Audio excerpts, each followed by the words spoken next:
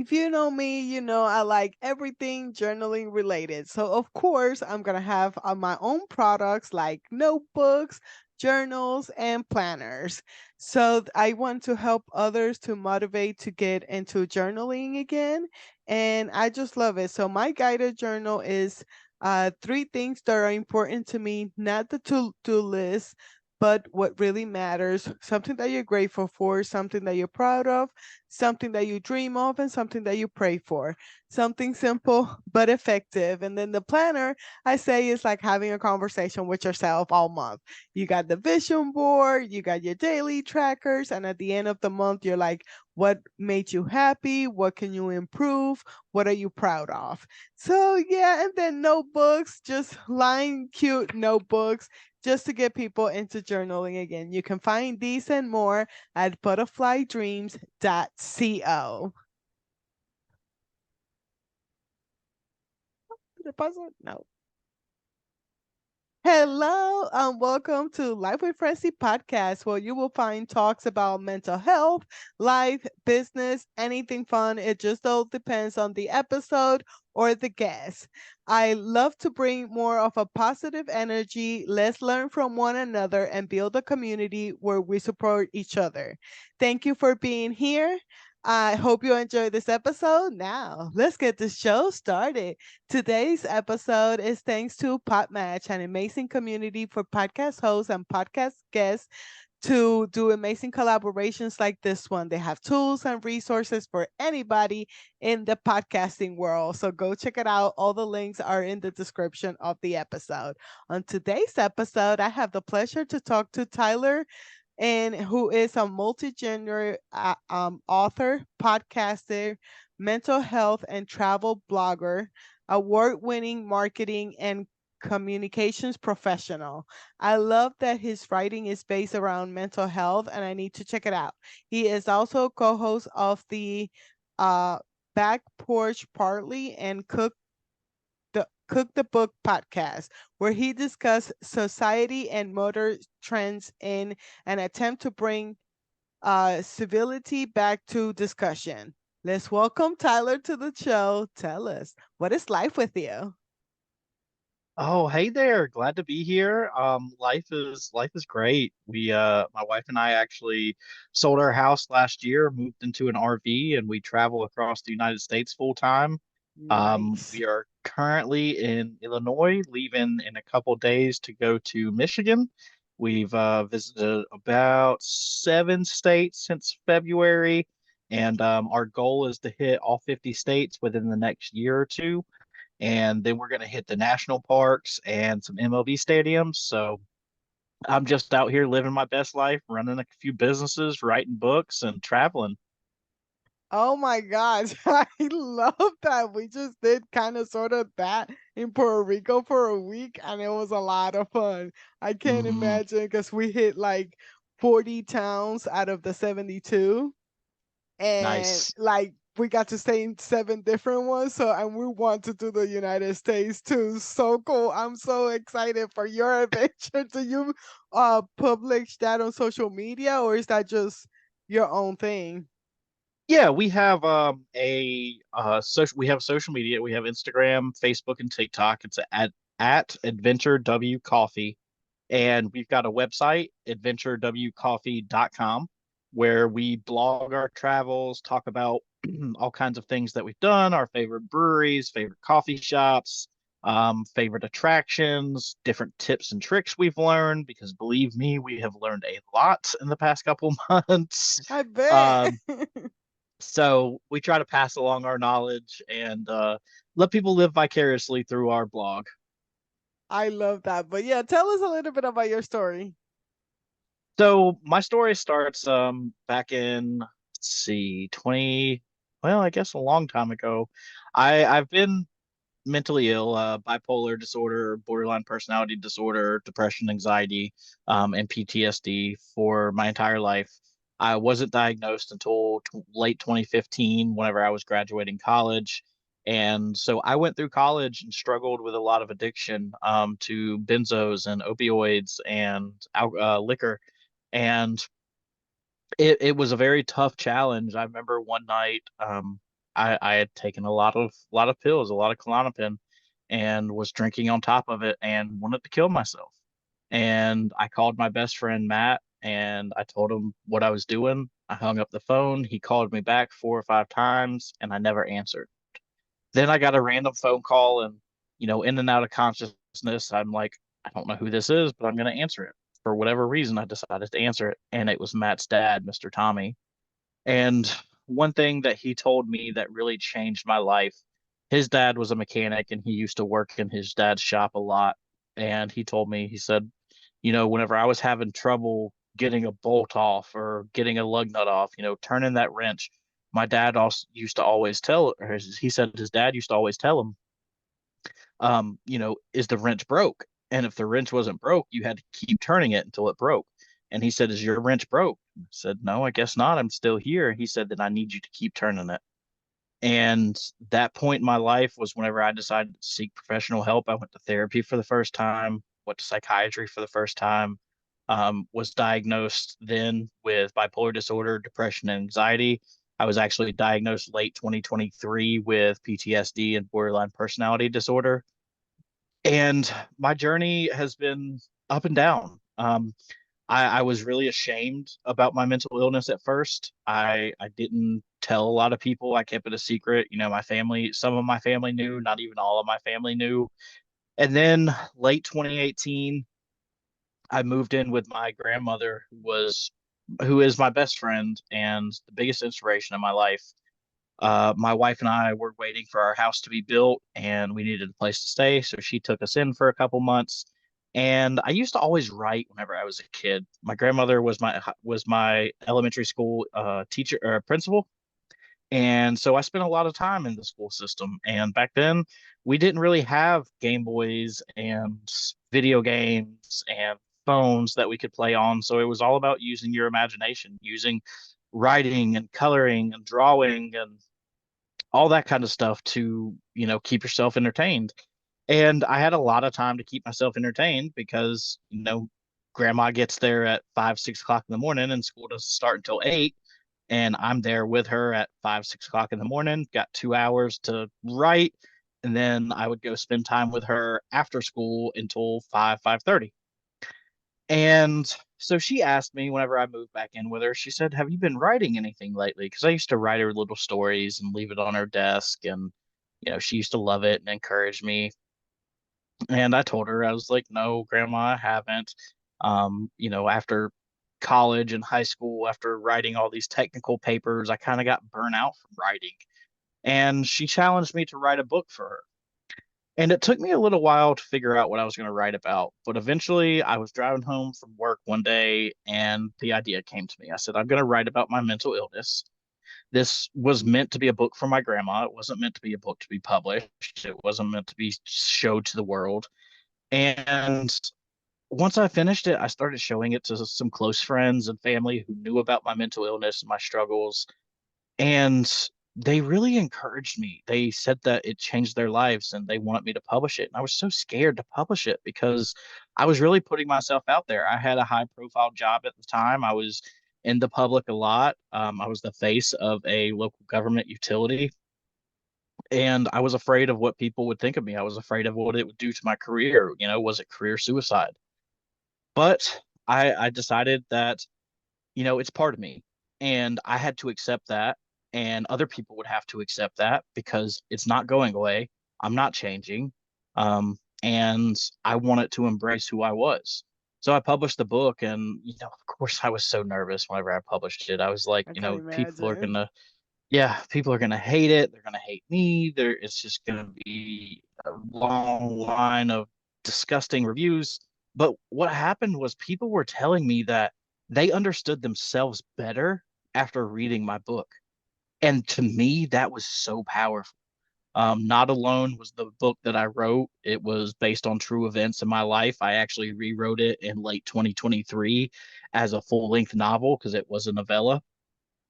And that really inspired me. I got on this path of being a mental health advocate and speaking up and speaking out against, bigotry and discrimination and talking to people about what it's like to be mentally ill and how they can help people that they love in their life who were mentally ill, or if somebody was mentally ill, how they could, um, cope with these things, different methods to cope with these things, and to rely on your support system.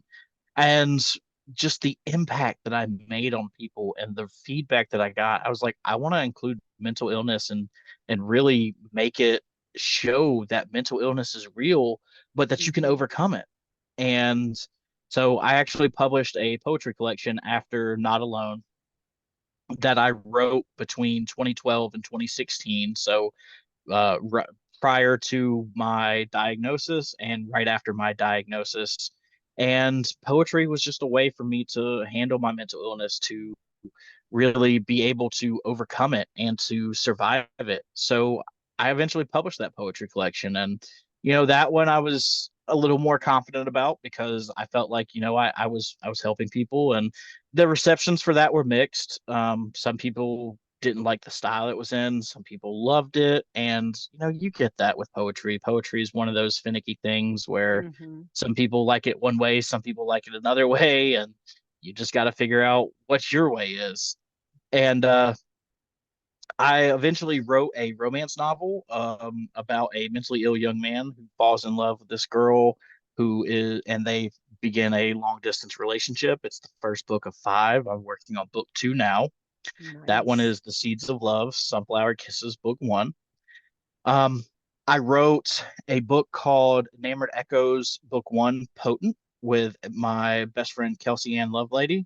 She's also the VP of marketing at Tea with Coffee Media, my indie publishing company.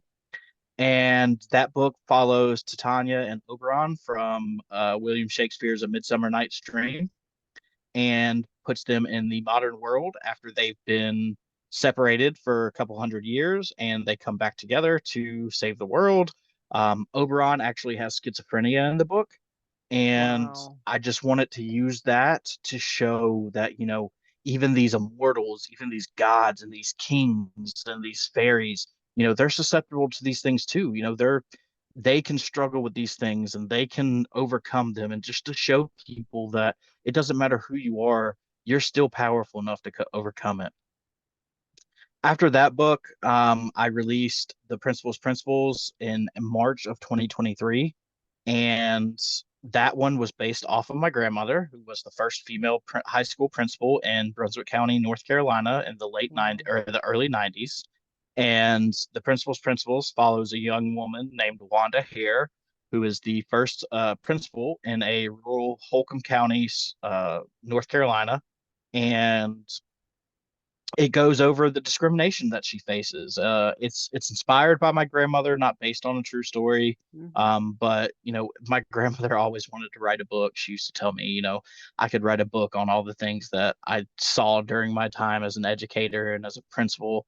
And so, I decided I was going to write one for her, and that would be my way of honoring her wish and giving her, a book that was about her, inspired by her, and a book that showed the strength that she brought to the world, to the society, and showed that you could overcome it. She inspired so many young women to be able to be more and be better. And in the book, she deals with a lot of anxiety over, what's going on and the this discrimination that she's facing. So I always try to really incorporate some kind of mental illness in my writing because I want to make people feel like they're not alone in this world. I know Mhm. what it's like to feel alone. I know what it's like to feel like you have no one, and I want to make sure that nobody ever has to go through what I went through. Oh, wow, man. Yeah, I understand that. And that's why I have the podcast, trying to get people to share their stories, tools, and resources to that to overcome it. Because I get a mental health evaluation like about 2 years. So I'm pretty new to like giving myself compassion and grace for the Mhm. stuff that we go through. Because I am 36, but because of all the struggles and everything else that we have to learn, I don't feel like I have catch up to my age yet. And then Mhm. I'm very mean to myself for not being where I'm supposed to be.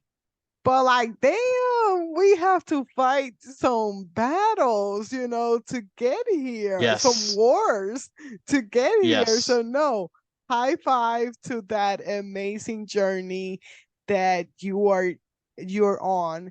I know it hasn't been easy.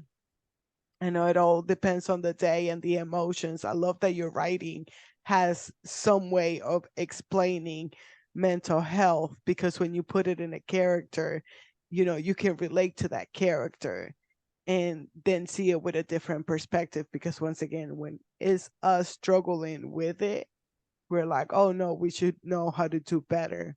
No, motherfucker, like, damn, calm down. Yeah. Anyway, so like, I love it. I can't wait to check out your writing. Yeah, Oh absolutely. I'm excited for you to read it. man. So then you have a podcast as well?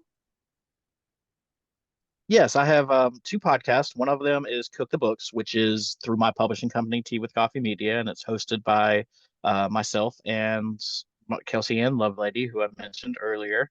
And we bring in guests from our publishing house, whether it's authors, staff. We also sometimes have external guests, and we just talk about all things writing, the different processes of the writing, editing, um, adding inclusivity and representation, things like that. And we really, want to help other writers out. It's not just for writers that are part of Tea with Coffee Media. We post it on our YouTube and all streaming platforms to try to, give other authors help, because that's what we started Tea with Mhm. Coffee Media for, was to help indie authors, because we saw the struggles that we, the entire founding members were authors, self-published authors who knew the struggles of writing and self-publishing, and we wanted to give people an option to have their work published and not have to come out of pocket and not have to worry about getting a traditional publishing contract with not a lot of followers. We wanted to help so many small indie writers and creatives that we could, because they're just as important to this world. I don't believe that we're put here to work a 9 to 5 job. I think we're put here to create art and eat fruit. We're Mhm. supposed to be happy and creative and enjoying our life. My other podcast is called Back Porch Parley. We're actually on a hiatus. I'm thinking about bringing it back this summer. And it was my best friend Matt, who I mentioned earlier in the podcast. He and I decided to start this podcast. We have very different views on a lot of things and ideologies, but we're still best friends. And we I wanted to love that. show we started it during the time of COVID when tensions were really high and there was a lot of arguing and debate. We sat down and we said, you know what? We want to start a podcast that shows people that you can have a conversation, you can have a parlay, you can sit there and discuss things. Even if you disagree, you can still do it civilly. And we really brought that in and wanted to explore that concept, because we got so tired of the bickering and the arguing that we were seeing in the news and on social media. It wasn't good for my mental health. And I know it couldn't have been good for other people's mental health to see the divisiveness and the hate that was flowing through, you know, not just America, but the entire world. Mhm. And, you know, this was our way of giving back, of showing people, hey, like, we can still be friends. We don't have to hate each other just because we don't believe the same thing. And, there are exceptions. We don't get behind bigotry, we don't get behind discrimination. But some other things, like during COVID, we had different ideas on the lockdowns, we had different ideas on masks. So we sat there and we would talk about it, debate about it, and go back and forth. And at the end, and we'd share some laughs. And we eventually got into doing some fun episodes. We did a stupid laws episode where we looked up laws across the United States that were just crazy. Nice. Oh, I um, bet that's a crazy episode. yeah, there is a law. I can't remember where it is off the top of my head, but there's a law somewhere in the United States that you cannot hunt animals with a ferret. And I'm like, Wow. who's hunting animals with a ferret? And where can I get a ferret that hunts animals? Because that's pretty cool. That is um, interesting. But you yeah. had this really good question. Can you share a specific experience or destination that significantly impacted your writing and mental health well-being during your travels? Yeah, I think my travels in general have really helped my mental health. I love traveling. My wife and I have been together for almost 10 years now, and every year we've been together, we've traveled to a different state, and it's always been really good for me. It's always like taking a break, breaking the monotony, and waking up in a new location, looking at a beautiful beach or a beautiful lake or the mountains or the valley or fields of crops being planted. We've stayed in so many different places. I think one place that really helped my creativity was J&J's RV Park and Storage in Hot Springs, Arkansas. Hmm, They were an absolutely amazing little campground. The owner and I got along fantastic, and he put us at a spot that backed up to a little creek. And the creek was a running creek. So all night long, we heard the creek running, and it was so nice. beautiful, that rushing water. And, that really helped keep me at peace. And that helped me to really refuel because it was right. We had been traveling for a couple weeks, probably 2 or 3 weeks at that point, and I was, trying to get into the swing of traveling and moving around and working and running businesses and writing blogs, and I was just stressed out. And then we got there, and that place was so serene that I was able to really focus and reset myself. And I think that's the beautiful thing about traveling is you're able to reset yourself by moving from destination to destination, by breaking the monotony and being able to be your best self and take those steps to understanding yourself, to seeing the world better, to understanding the world and appreciating different cultures and things like that. We're not just, our goal is to eventually hit South America and Canada and go overseas. We just want to see as much as we can because life's too short. We've both had a lot of death over the last couple years that have really Mm, impacted us. My wife lost her brother, my brother-in-law, about a month after our wedding in a car accident, wow. and that really changed my life. That made me realize, he lived his life to the fullest. He enjoyed every second of his life and he didn't care what anybody thought. And I was really stuck before he passed away. I was stuck in a corporate job and the that didn't appreciate me, that I was busting my ass for and killing myself for, quite literally putting myself in the hospital because my mental health would get so bad. And I realized that that's not what I wanted to do. I needed to take care of my family because life's too short. My brother-in-law was only a year older than me. And it really struck me because, he was 28 years old. And that's a young man. And then last year in April of 2023, we lost my grandfather to a battle with cancer. And that really shook up my whole world because my grandfather was one of the biggest influences in my life. He taught me how to be a good person, how to be a strong person. He taught me everything I know about being a man and being respectful. And I always saw him as invincible. Like I think most of us do with our Hmm. grandparents and our parents. I saw him as this man who was going to be here forever, and he got sick and it went downhill real quick, and it was really hard. And it really changed my life. It affirmed my decision to start traveling and to get away from my hometown because I wanted to be able to explore and live life with no regrets. I love that. And I'm so sorry for your losses. I know it's not easy. How do you deal with your mental health during that entrepreneur world, writing world, and everything that you have going on right now? Yeah, I've actually I just started using this new app or software for the computer and your phone called Motion. And what it is it's an AI calendar um assistant, and you put in all the tasks you have to do, all the events that you have coming up, and it sorts it for you and says, okay, from this time to this time you work on this. From this time to this time you work on this. And I put in there mental health breaks. So I take 15-minute breaks every hour just to give myself some time to reset. After working for 45 minutes on a couple tasks and, busting my ass and making sure that I'm getting everything done, taking that 15 minutes to breathe, walk around, grab a drink, whatever it may be. It's so important to remember to take time for yourself. I ran into that problem a lot when we were living in a house. I was so obsessed with making money and running these businesses. And now I'm at the point where I don't care how much money I make, as long as I've got enough money to pay my bills and maybe buy a beer and a coffee at the end of the week, then that's all I care about. That's awesome. And that 15 minutes, oh my gosh, I'm glad that you mentioned it because a lot of people, like, you even tell them, like, just take 5 minutes, just breathe, just go aside and put yourself in timeout. That's what I call sometimes. I'm like, Hmm. leave me alone.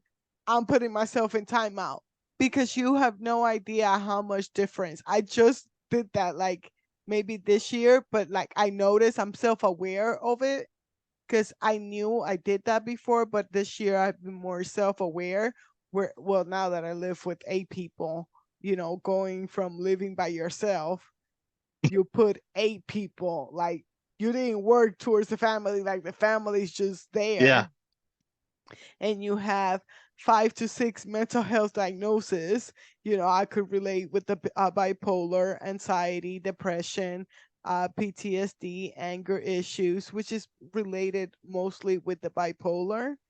Hmm. But now I treat each mental health illness like a teenager, or depending on the age, if it's a toddler or a teenager, depending on what is acting up. And it's like, oh, how can I handle this or how can I handle that? But sometimes it's that, like, just 15 minutes, even a power nap. Oh my Yeah, gosh. I had a friend the other day, she's going through her stuff, exactly. and I don't want to diminish what she was going through. But on a text message, so I call her up. I'm like, okay, tell me what's up for real. After she vented, I was like, girl, you need a nap. Go take a nap, and we'll go. We're still gonna have some girl time. I still make sure that I validated her feelings and everything else. Right. But after the nap, she was not feeling the same way that she was feeling. So it's just like that 15 minutes. You have no idea. You're a genius for it. Yes. Another thing that I really enjoy doing is sensory therapy, which Hmm. relying on your senses, things like the smell, touch, taste, sight. Um, so like I have essential oil diffusers or candles or wax warmers, and I like different scents transport me to different areas, different safe places. Different foods are able to, calm me down, comfort foods, foods that my grandmother and my mom used to make that bring me back to a time where I was happy and and innocent. Being able to touch things like, walking outside and just barefoot on the grass and connecting with the earth is so important, to be able to really ground yourself. I mean, they call it grounding for a reason. And Hmm.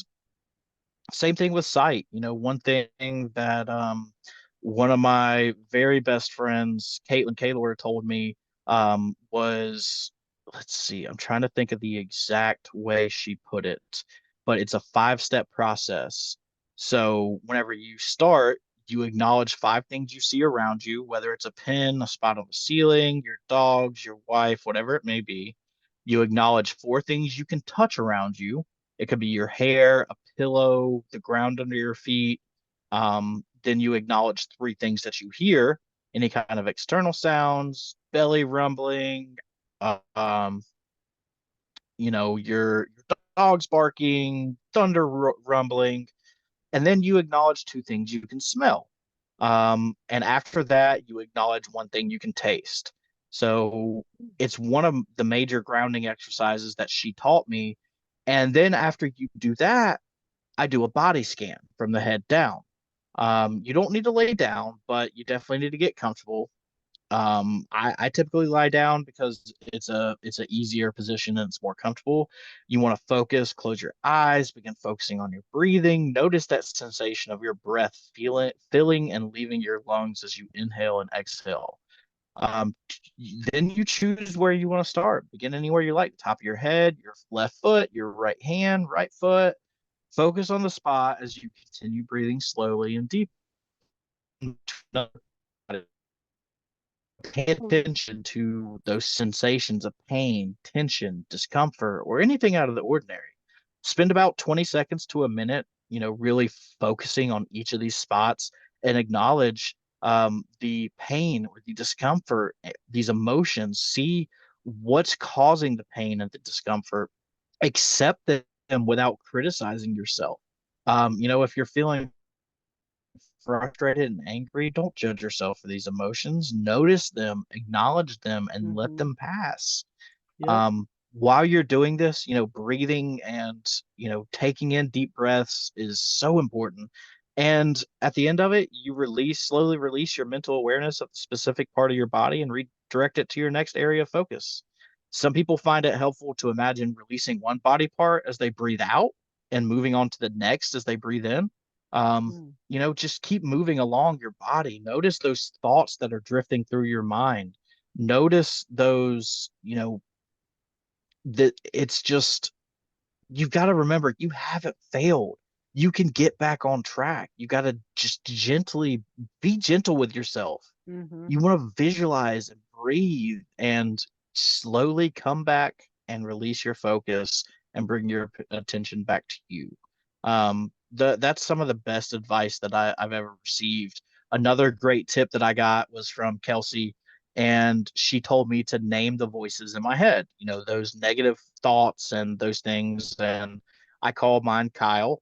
Don't know why. I just decided on Kyle. And she told me whenever that voice gets loud, to tell it to shut up, to tell it to leave you alone, be firm and act like it's somebody else and not yourself. Treat that voice like an enemy and not like it's part of you so that you can shut it up and shove it down and get those negative thoughts out, get those intrusive thoughts out of your mind by pretending they're not yours. So I've got some really great friends who have really helped me out and given me some life advice that I'm so appreciative of, and I'm glad I can share it with other people. That's good because having a community helps, and especially a community that does not judge you and help you work through it, than just like leaving you alone. We have similar journeys when it comes to the mental health diagnosis. So it's hard to get to where we at. It took Yes. forever and a day, and having a community is helpful because we can't do it alone, and that's why I have the podcast, so you can feel with the conversations like, oh shoot, yeah, that's exactly how I'm feeling. And because I there's other people that expect so much of us, and we're like, no, this is where we at right now, and this is what you're gonna get. And if I'm not for you, that's all good. You have a good life, and let me do me Yep. because I'm getting to where I'm going, even if it looks crazier than other Yeah. people. I know where I'm going. I know exactly where I'm going. Is there anything else that we forgot to mention? Um, I just want to say that if there's anybody out there who's struggling, don't give up. You are so much more than what your mental illness tells you are. And if you don't have a support system and you want a support system, please find me on social media. I'm at Tyler Wittkofsky on everything on Twitter, Instagram, Facebook, and TikTok and Threads now. And shoot me a DM, leave me a comment. Just make sure when you shoot me a DM, you're saying something like, "Hey, I heard your podcast appearance with Life with Francie and really connected with it, wanted to chat with you." I get so many spam messages on all of my accounts all the time that I've got to have, I just don't answer random hi Mhm. messages. They're most of the time there's somebody trying to get money out of you or get you to sign up for their services. So try to, be a little personalized with your messages. But yeah, I'm always open to talking to anybody and being somebody's friend and bringing them into my community because, like I said earlier in the podcast, I know what it's like to feel alone. I know what it's like to think you have no one, and I don't want anybody to feel like that. If I can, whatever I can do to help that, whatever I can do to prevent that for as many people as possible, that's what I'm going to do. That's my goal in life. I love that. What are you grateful for? Oh man, I'm grateful for my wife, Gracie. She is my absolute number one. She's my best friend. She's my everything. She supports me wholeheartedly. She never lets me down. She is supports my craziest ideas, talks me down from the stupid ideas. She's able to, calm me down in those dark moments. I Zach Bryan is one of my favorite artists right now, or singers right now, and he has a song called "Sun to Me," and in that song he says, "Find somebody who grows flowers in the darkest part of you." And Mm, that's what Gracie has done for me. She has grown flowers in the darkest parts of me and has allowed me to see my inner beauty, to see myself as the amazing person that I am. And I wouldn't be here without her.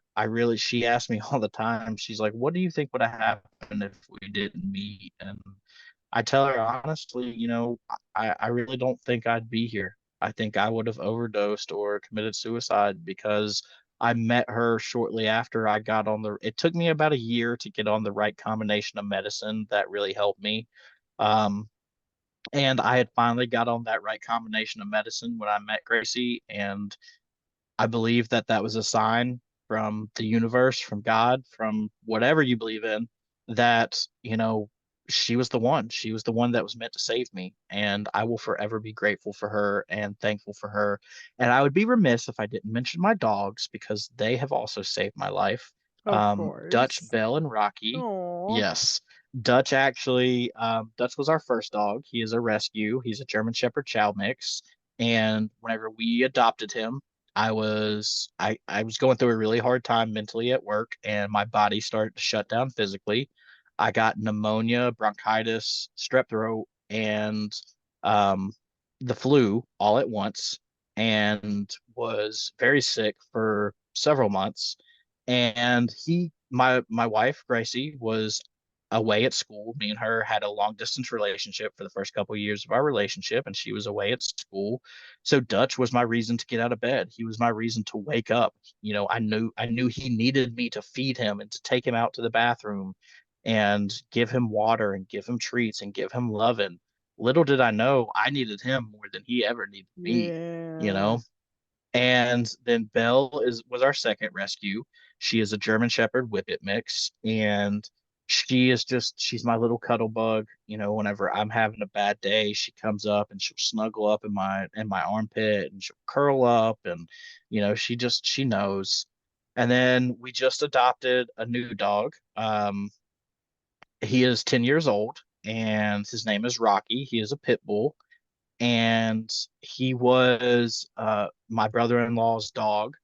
And after my brother-in-law passed away, his wife took the dog in, and eventually she, wasn't able to keep him anymore. So she asked Gracie and I if we could take him in, and we said, of course. That was like our little piece of having her brother with us. And he's like I said, he's an older dog. He's 10 years old. He's lived a very interesting, rough, chaotic life. And now he's exploring the United States with Oh us, my and God. we're letting Wow. him live his best life. Yeah. Yeah. So, my wife and my dogs are absolute most important to me in my life. I love that. Well, thank you so much for coming on the show and sharing your story with us.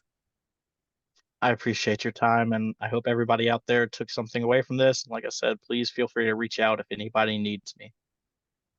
Alrighty. Well, thank you so much for listening to another episode of Life with Francie Podcast. You can find it in all major platforms as well as my YouTube channel.